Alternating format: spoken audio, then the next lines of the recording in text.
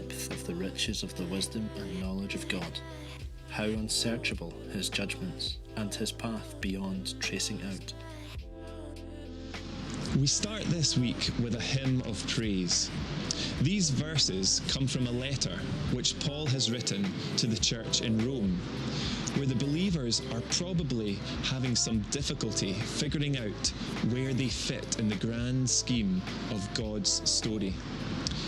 In the previous chapters, Paul has been telling them about the amazing privilege it is for them to be part of that story.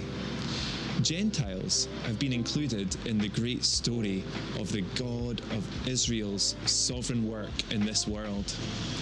And so Paul writes this hymn of praise to God. What strikes me about this first verse is that Paul doesn't say he understands what God has done or is doing. Rather, he is content to state that God's ways are mysterious and to praise him for that.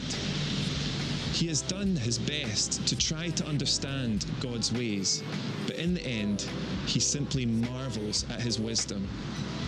Is there anything at the moment going on in your life that you don't understand? How do you feel about God's judgment being unsearchable? Would you prefer to be able to understand everything? What would happen if you did?